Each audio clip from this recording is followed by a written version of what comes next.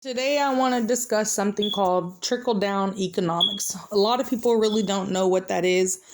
They're not too aware of pretty much the domino effect of how other people struggling or something that's happening directly to other people will indirectly affect them as well. I kind of want to go over that and try to explain it as best as possible of why I believe Texas is about to go into a huge recession. And this is also going to be affecting those who are employed, who are pretty much celebrating this cutoff of 400,000 Texans about to be without work, as well as yelling, get a job and things like that. I'm going to try to sum it up as quick as I can. I'm going to go over a few topics. I might go all over the place, but at the end of the day, I'm going to hit my points. So bear with me. One, we have over 151,000 businesses in Texas that have completely gone underwater. They're shut down for good. They're not reopening. Okay. That could be movie theaters, restaurants, bars, clubs, just the whole nine of places. I know so far there's already I believe 24,000 like oil field jobs down, and the whole list of places are closed. We know that. Okay. I do understand everybody needs a job. Everybody needs to go back to work. That's pretty much common sense. However, the problem is there is 400,000 Texans without work. Step one. Okay. These jobs can't hire everybody. Okay, that's just how it's basic math skills. Not everybody can be hired. It's the same as in your town. There might be 2,000 people in your town out of work and only 300 jobs of hiring. Doing the math, 1,700 people, no matter how good of candidates they are not going to be getting a job or having any income. Okay. Two, with so many people out of work and applying places, you have about 400 people applying for one job opening. Okay.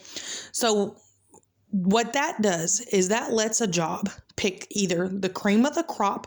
They're going to pick the people who are the most qualified with the most years of experience, the most degrees, license, certifications, or like I said, skills in that line of work. And it's going to leave the other 299 people who applied out of work, or they might not pick the cream of the crop because they know that you're overly qualified. And the minute you get a better job offer somewhere else, that you'll definitely leave them, or the supervisor might feel threatened and feel you could take their job position. Either way, that's leaving 299 people without work or any source of income if you have 300 people applying to each one position open. Okay, so why you as an employed, you're probably like, that doesn't bother me. Doesn't bother me if these people are out of work. Think of this. What do you do? Think of what any job does or what do they do? Every job there is in America relies on customers with money. They need customers who have money.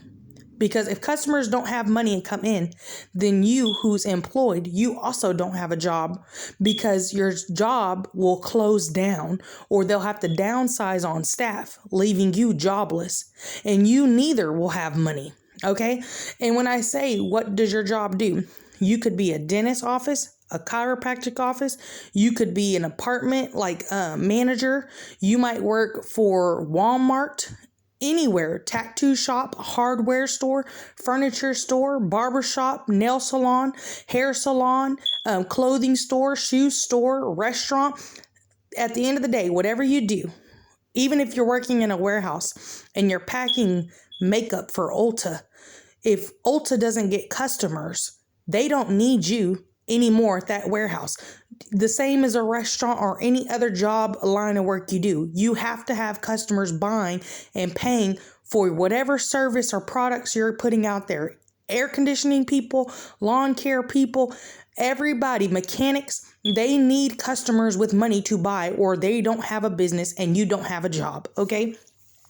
With that being said, when you have all these people who are about to be, not only can they not pay their bills, or they won't be able to pay their bills, they won't have any money outside of their essential like bills and home to spend with you. Now you're being laid off and you're losing your job also. Okay. And then when you lose your job, now you don't have money to spend outside your home and your bills. And now somebody else is now losing their job because it just going up and up and up and up and up. So basically, for every 10 people that don't have money to spend at Walmart, Walmart cuts an employee. Now there's 11 people who don't have money to spend outside and at Walmart. Now Walmart cuts another employee. Now there's 12 people, and it's a cycle. It's a vicious cycle, and it basically is a mass destruction leading to a recession. Okay. Another thing I see, and bear with me here. I see people saying a job is a job. Just take it. Just take the pay. Keep in mind, not everybody can work for $10 an hour. And when I say this, I'm not bashing any job that's paying their employees $10 an hour at all. And I'm not thinking some people are too good to work for $10 an hour. But I do believe that those jobs are for certain people. They're for people in like roommate situations, people living with family members, or high school students, college students. They're not for the average adult. Now, the reason I say this is because let's do some simple math here. $10 an hour. Okay. That's what the job is paying. So if the job is paying $10 an hour, and there's 40 hours that you're being paid that week. Keep in mind, most jobs that pay you $10 an hour do not give out 40 hours a week. They typically only give about 20, 30 hours a week. But let's just pretend that they're giving you full-time hours, 40 hours, $10. That's $400 a week, okay? After that, you have to remove taxes. That brings you down to about $325 or $330 a week. After that, you have to have food and gas to have gotten to work that week. So let's take out another $60 for a full tank of gas and food for that week. That's going to put you down to about $275. Okay. Now, there's only 4 weeks in a month, a typical month. That puts you at under $1,200 a month in income. That's it. Okay. So you took the job like these people were hollering about. They wanted you to get a job. You got a job. It's $10 an hour. And that puts you at under $1,200 a month income. You're thinking, great, that's still money. Okay. Let's think of an average adult. An average adult has rent, water, electric, cable, phone bill, what else do they have? Gas bill. They might have life insurance. They could have health insurance. They might have home insurance. That doesn't even touch base on that they have to have food for the month. They have to have gas for the month. What if they have student loans? Then to top that off, childcare. Nobody thought about childcare. How much does childcare typically cost? Now, it's probably about $150 to $300 a week, depending on how many children you have. We haven't even mentioned that you need essential items such as dog food. If you have a dog, you need toilet paper, laundry soap, conditioner, oil changes. There's so much bills. And guess what? Your bills each month are totaling about $1,600 to $2,000 a month. Okay. Now, your job's paying you less than $1,200 a month. Okay, so you are now $600 to $1,000 short each month on your bills. So what does that mean? That means somebody's not being paid. Either your water bill's not being paid, the water company's not being paid, or it's your landlord not being paid, it's your electricity not being paid. And then I forgot to even mention, people have car notes. They have car insurance. Okay, so now it's possibly not even the car note or car insurance getting paid. So not only can these people not afford their bills on $10 an hour because they can't even pay their car note or the rent, but they have no money to now go spend with you at your place of employment because you sell shoes, remember? So if they can't pay their rent and they can't pay their water bill or electricity bill, why do you expect that they could go to your restaurant and eat? Why do you think that they would be able to come to the dentist's office and get a tooth removed? Why do you think that they would be able to go to a mechanic shop or to have you come paint their yard, fence. If they can't even afford the basics in life of having their bills paid, they now have no money to come spend with you on anything. They can't go buy a new couch. They can't go to Best Buy and get a newest laptop. They can't do any of that. So now your company that you work for is losing money and they have to downsize and you have to be laid off or they have to close altogether. And now what that does to the economy is that puts more people out of income, which now the numbers will just increase, and it's affecting everybody at that point. Okay. So you being employed and celebrating 400,000 people being out of any income to me is ridiculous, because every single job, no matter what you do, even illegal people like drug dealers, they need, and I said diggers, by the way, even drug dealers need people with money to spend. Doctors, hospitals need people with money to come in and buy prescriptions and things. Anything in life needs people with money. If you don't have people with money, you don't have a job either. Another thing, they're posting these false numbers. They're posting these false numbers online, talking about 75% of the jobs are paying over $14 an hour. They're giving you these quotes, but they're not giving you any backstory. They're not telling you the full story of anything. It's pretty much just leaving questions in the air. Because when you say there's 75% jobs that are paying more than 13 or 14 an hour, or whatever they're putting out there, you're forgetting to mention or tell that these jobs might be requiring you to have a degree, a certification, like years of experience in that field, or that job might be commission based only. That's just a potential amount of what you can make if your sales equal that number. Or they might be paying you over $10 an hour, but they're only giving you 10 hours a week. They're less than part-time, or they're temporary through a staffing agency where it's just seasonal for 2 months. They are not giving you the full on quote. They're putting out these numbers telling you, hey, 75% of jobs are paying more than $10 an hour.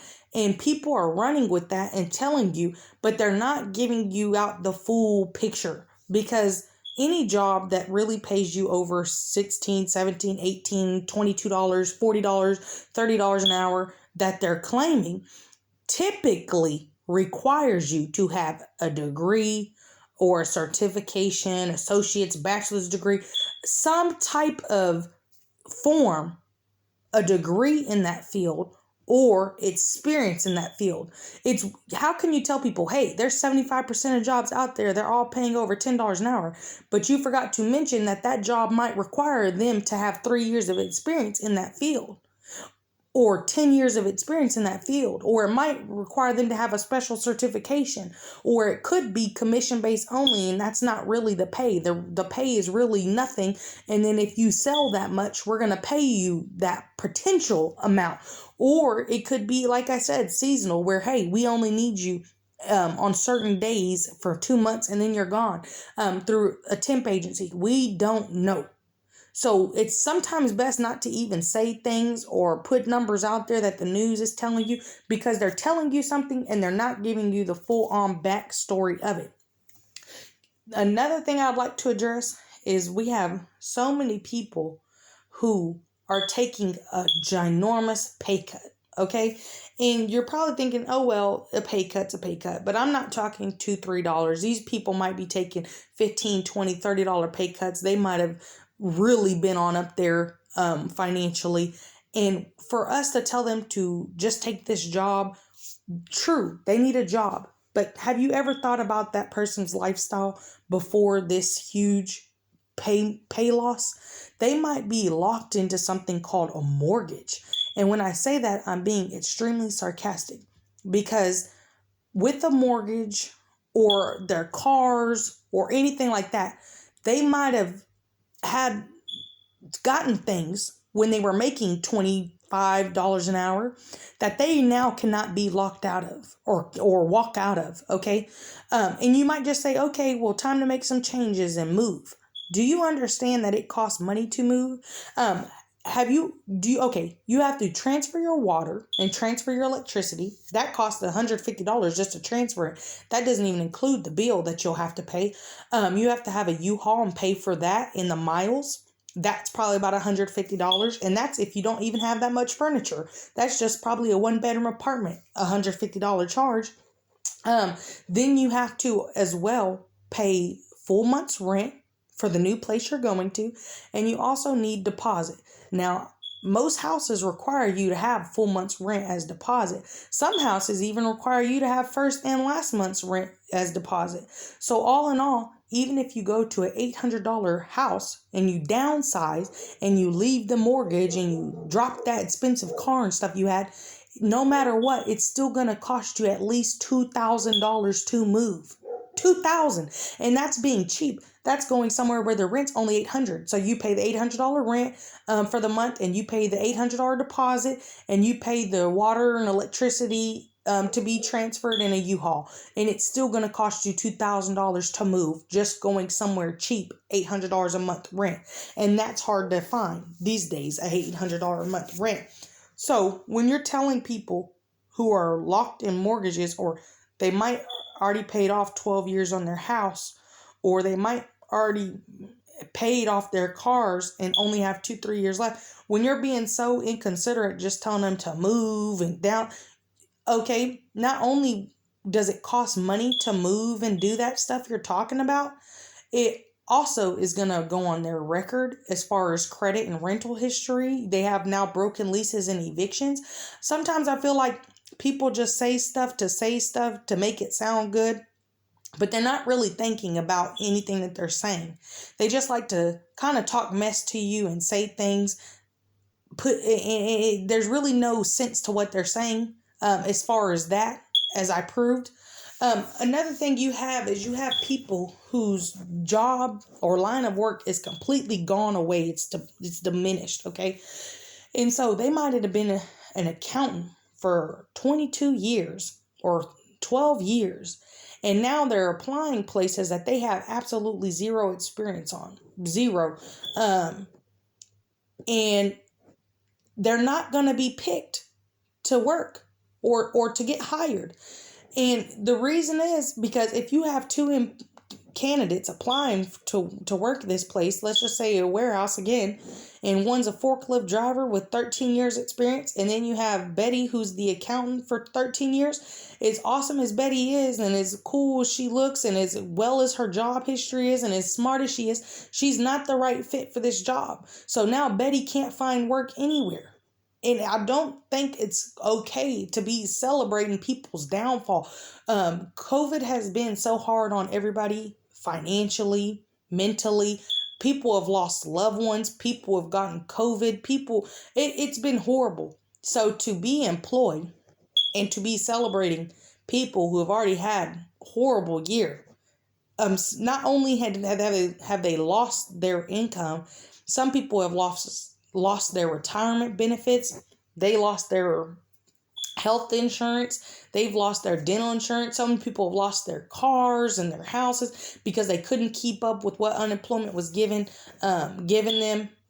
And like I said, they could have lost pensions and things with their company. And to just basically bash them and tell them they're lazy and to get a job and stuff when they are trying and they're applying 4 or 5 places a day, and you're not taking into consideration that there's 5,000 other people applying to the same job as them. And unless they're a standout candidate in that line of field that they're applying for, and even sometimes being a standout candidate with 20 years of experience, if you don't have the degrees and things to back it up, right now in the midst of all this where employees can be so picky and are picking who they want, and then to only mention that because now I'm steering away from that topic, but to the employed people who are laughing at this stuff, you do understand that not only is your job not as safe as it is now, because you won't be making money anymore, or you won't be making near the amount of money anymore with customers coming to your business, which means you could be laid off. But the next time you get sick and you need to call in at work, do you understand that your boss is now going to be going through 300 applications for your position? Because now you're disposable. Your job can easily replace you at any moment because they're getting 300 people applying a week for your position. So not only are you possibly going to be laid off because your job won't be making any money anymore, which means they can't pay you, but now even just you calling in sick or any little write-up at work or anything, hey, it's not hard now for your boss to go look through 3 applications and replace you tomorrow. So you need to be very mindful that this unemployment ending 2.5 months before it was supposed to, forcing 400,000 people to all of a sudden ramage or rumble around for trying to find a job as soon as possible within 30 days. It's going to affect you as well. For as far as unemployment goes, there's 3 checks left before June 26th. 1 check will have to be used for the June rent and bills. The next check will have to be used for your July rent and bills. That's going to leave 1 check for the unemployed people to live off of. So they're going to have to cut down and cut back. They're not going to be coming out spending all that money, which is going to affect you and your job if you have a job. Because if the people on unemployment get a job, say a lot of them do get a job before June 26th, any job you've ever worked at, it takes 2 weeks before you get paid. You're only going to get paid for 1 week because they make you do work 2 weeks in the hole. They pay you for 1 week. Taxes have to come out of that 1 week. And then that's going to be for their August rent and bills. Not to mention that they'll have to work 2 more weeks. You can have money for food and gas out of a 1 week check in order to get their next paycheck. So they're not going to have the money to come spend with you. Even if those people do go get a job before June 26th, they're not going to have money to hire you or shop at your stores or whatever it is. So you being employed, just because you're employed, it's going to affect you as well. And it can affect your job as well. So you calling these people lazy or celebrating this is pretty much ridiculous to me, especially if you're a business owner. And then as far as, like I said, I don't feel it's okay to force anybody to work for $10 an hour. I personally don't think our minimum wage should even be the $7.25 an hour it is. And restaurants are pretty much been the main people complaining, them in restaurants and fast food, about the unemployed. But the thing is with that, they don't pay a livable wage. And it's sad that you could make more on unemployment than you would make working at a restaurant or fast food. I feel like they really need to look in the mirror and blame themselves at that point.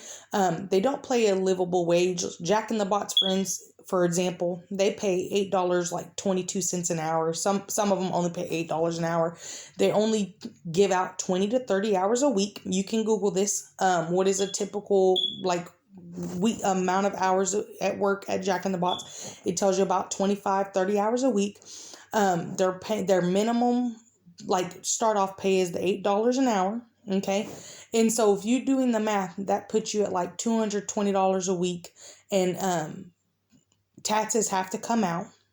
And then so that means like every 2 weeks, even with overtime, even getting 40 hours a week, you would still be getting about $300 at the most a week if you're lucky. And that's probably busting your butt at pulling in overtime hours. That's like I said, about $449 every 2 weeks at Jack in the Box. And that's working every shift you can get. They don't give any benefits. They have no pros. They're not giving out PTO hours and things like that. And so it's not a livable wage. It's just not. So even if you were telling people a job is a job, keep in mind, a job is a job. We can all go work at Jack in the Box tomorrow. True. We can all go do that. If we can all go work at McDonald's tomorrow, fine. But what you don't understand is if I go work at McDonald's, if all your neighbors go work at McDonald's, everybody in your town works at McDonald's, there is now no money for these people to pay their bills and still be able to spend money with you. If you work at a nail shop, or you work at a massage parlor, or you work as a truck driver, anything for Amazon, it doesn't matter. Now, these people that you wanted to get a job so bad, they went and got a job, but now they don't have any extra money to spend outside of their home because they don't even have money to pay their bills. So there's no way they can now have you come decorate their home or whatever your job entails. Even Walmart needs customers to come in and spend money. If customers don't come in and spend money, the cashiers don't have a job. The stockers don't have a job. Nobody has a job. The people pushing the carts outside don't have a job. You need customers. And so if everybody's working at Jack in the Box and they can't afford to pay their bills, then you don't have customers and now you don't have a job. So as I said, I'm not against that, but I do feel it's Jack in the Box and places like that, restaurants, they're for certain type of employees. To me, they're for people who are putting themselves through college. They just need a little bit extra money to play around with, like high school students or roommate situation. It's not feasible for everybody to go work for $10 an hour. It's just not realistic. And honestly, you shouldn't want anybody to go work for $10 an hour because it's not going to help you. Think about if you're a business owner and you're selling t-shirts or anything you do in life.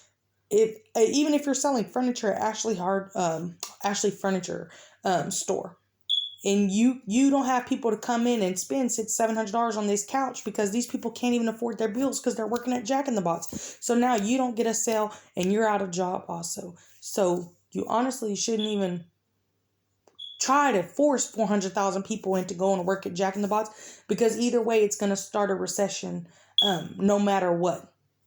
With that being said, I do feel Texas minimum wage needs to go up. There's no reason that we're in 2021 and the minimum wage is still at the $7.25 or $7.50 an hour. It is. Even these days, if you guys would like to be honest, $10-$12 an hour is still not enough, because you still have to think about taxes being removed. You still have to think about gas and to get to work and back each week and things like that. Next thing you know, you're down to the $8 an hour, even making $11-$12 an hour, right? Daycare, it wouldn't even be worth it to put your kids in daycare if your entire check's going to daycare or whatnot. But the minimum wage needs to go up, or the cost of living and things need to go down, because we have our bills going up and up and up and up, and then the minimum wage and the pay is just staying the same. Texas is one of the biggest cities in America because it's one of the most populated for sure. I don't know which state actually is, but I do know Texas is up there on the list. We have 4 of the biggest cities in America in Texas. They're like 4 of the top 10 biggest cities in America are located in Texas. You have Houston, San Antonio, Dallas, Austin, the entire Metroplex. And we have all this potential to increase our hourly pay and to bring billions and millions of dollars into our economy, and we're dropping the ball. We're not doing it. I say this because think of all the people that you know in life, or think of everybody that you see who goes to Las Vegas or Shreveport or Oklahoma to these casinos, and they're taking money out of Texas and they're taking it to these other states, and they're staying in these other states' hotels, and they're eating at their restaurants, and they're shopping at their malls, and they're spending money at the casinos, and they're using Uber and Lyft and taxis to get around, and they're going to the like I said, entertainment places, and they're spending $2,000-$3,000 on a trip. And it's not just 1 or 2 people in Texas doing this. We have probably hundreds of thousands of people in Texas a year go to Vegas or Oklahoma or Shreveport and gamble, when we could simply bring that to Texas and have that in our own economy. If we would allow casinos and gambling to be legal, right?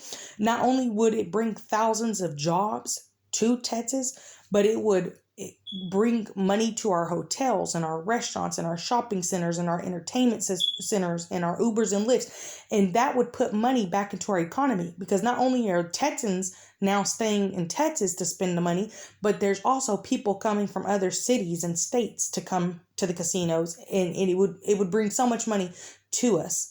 And what that would do is that would increase our hourly pay, because now they can afford to pay us more, right? That's why places like Vegas and things are able to pay $22 an hour or more. Or, places like New York are able to pay $22 an hour or more. Another thing that we could do is the weed industry. I'm not a smoker myself, but I'm all for it. I know it has a lot of pros. Other than it's not like, unlike hard drugs, weed has many, many pros. I'm not a doctor. I'm not going to discuss all that, but we know it stops seizures, and we know it stops anxiety, and we know it has a lot of benefits to it. It's natural. It's growing from the ground. I get everybody's not for it. However, it is a multi-million billion-dollar industry. It's beneficial. It would bring millions to $1 billion to Texas. It would increase our hourly pay. Unfortunately, we're stuck in the past. And since us being stuck in the past, it's keeping our wage low, and our rents and things are gonna just keep increasing. We need people who can come and get in charge and be in charge of Texas and push us to the place it needs to go. We need people with real common sense who are thinking in a millennium type of way, who are going to get Texans all out of debt. Because what's about to happen is the crime rates, there's about to be a huge recession due to the unemployment being cut off. The 400,000 people about to be without income. Those 400,000 people without income, they now can't pay their certain bills. You can't go pay your phone bill or cable bill or miscellaneous bills, health insurance bills. You can't go to restaurants and stuff. So those 400,000 people, they're going to make 200,000 people get fired. And then you have 600,000. And when I say they're going to make 200,000 people get fired, I mean because they don't have money to spend with businesses, and businesses are going to have to lay off some people. So those 400,000 people will make 200,000 people get fired. And then now you have 600,000 people who can't spend money. So that makes another 300,000 people get fired and their businesses closed down. And then you have 1 million people, and then the numbers continue to grow and grow and grow. And Texas is just going to go down in a huge recession where everybody's broke, everybody's struggling. It doesn't matter whether you're employed or unemployed. Everybody's going to be feeling this right now. Banks aren't going to be getting paid from people's mortgages and student loans and things. Everybody's fixing to feel the effects of what Governor Greg Abbott did here. That's why I honestly don't see the employed celebrating it. I just wanted to address that. I know this was like a long ramble rant, but it's time for change. We need to do something. We need to come together. We need to get better people in charge. I don't care too much for the Republican views at this point, just because, and I really don't even care to get too much into that Republican or Democrat thing, but at this point they're doing a lot of things just to spite Biden. They had no problem with keeping the economy flourishing and going when it was Trump passing these stimulus bills and things. It's time for change, and I'm just going to leave it there, and it's up to you if you would like to, grow and elevate and think a different way, or if you want to stay stuck in the past and at unemployment, people being with no income come June 26th, because every that you're doing to these people is probably going to come back to you when it's your boss pulling you to the side, telling you, hey, business has been slow. We're going to have to let you and fellow coworkers go. It's no longer going to be funny then, because like I said earlier, things that happen directly to other people will indirectly begin to affect you. And you just learn to be humble. That's the best thing in life is you could do is learn to be humble, because 75% of people, my dad always told me this before he passed away, 75% of people are one paycheck away from being homeless. Okay? So even if you're working, if tomorrow you get fired, God forbid, how are you going to pay your rent next month? Because majority of people don't have money and things in a savings beyond the month that they're in. Because even if you got fired tomorrow and you paid your rent and car note and stuff for the next month, what about the month after? Just need to be humble, appreciate the job you have, wish the best for everybody, because when everybody's doing good, it makes you do even better. Especially if you're into, let's just say an example, you sell makeup at Ulta, or you're a hairstylist. Let's just say you're a hairstylist. The better people is doing, the better the economy is, the more people going to come to your hair salon, and the more money you're going to make as an employed person. So next time you again are happy the unemployed is without money, think about how that's negatively going to affect you here soon. Y'all take care.